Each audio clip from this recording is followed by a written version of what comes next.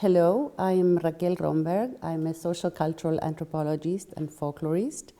My research focuses on Puerto Rican brujeria, which broadly translated is witch healing.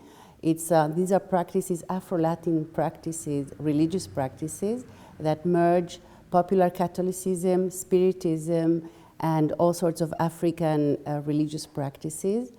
I conducted my work, both archival and ethnographic, in Puerto Rico, and it resulted from two projects. One that was focused more on the historical connection between the past and the present, the historical colonial and post-colonial history of brujeria practices in Puerto Rico and the present, and which resulted in a book called Witchcraft and Welfare, where welfare refers to both meanings of well-being and the welfare state.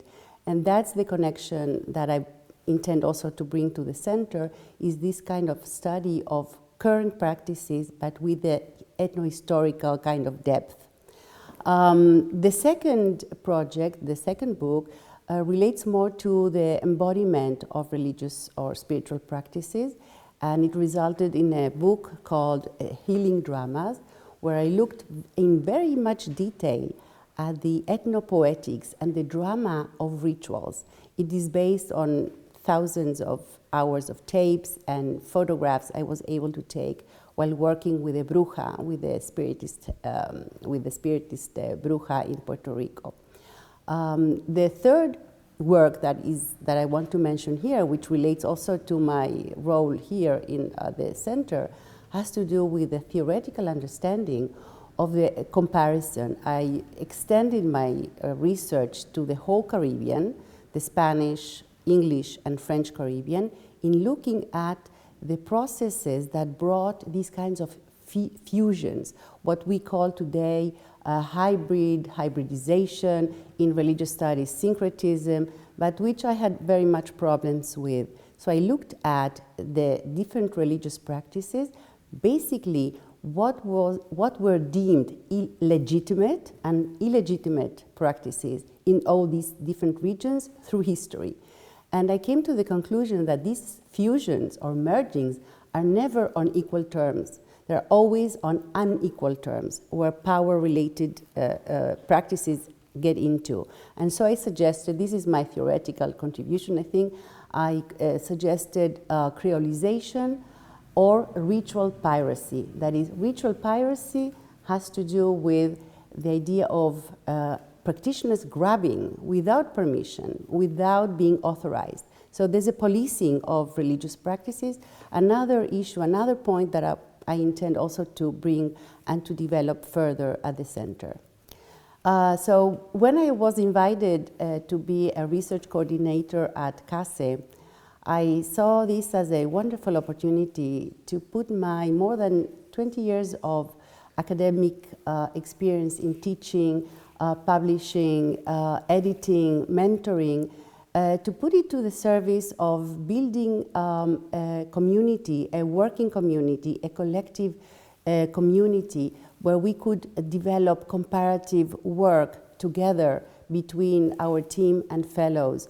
Not only comparative work from a global and practice perspective, but also try all sorts of, what I would say, interdisciplinary frameworks. Working together from different perspectives is also was really exciting. The idea was very exciting to me.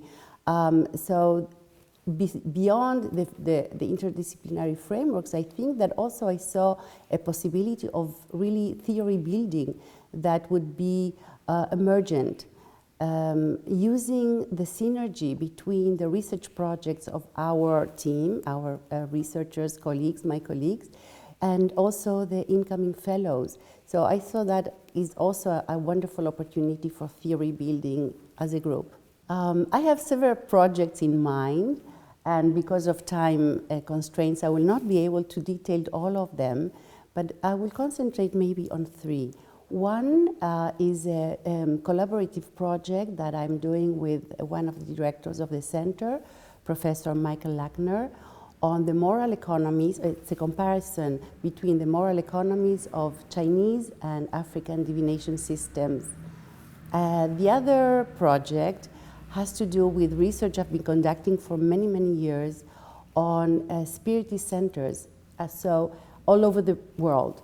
And so it will be a global spiritist center-oriented project where I see myself more as an editor than a writer, and I intend to bring people from all over the world who has worked on spiritist centers from a present-oriented perspective.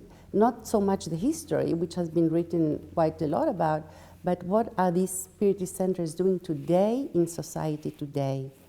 And the third project, which I just began also cooking, I would say, it has to do with a really collaborative project on the politics of esoteric practices or heterodox spiritualities, if you want, which, first of all, will bring an opportunity to work with my colleagues and the fellows of the center in a really interdisciplinary way. I mean by that integrating, for example, literary studies, religious studies, legal anthropology, sociology, environmental issues, and all sorts of other relevant issues that connect to these idea of looking at the politics of esoteric practices, which I think will end up being a big conference, which then will lead to probably an edited volume or a special issue. We'll see. But I'm very excited about the prospects of building these new kinds of projects at the center.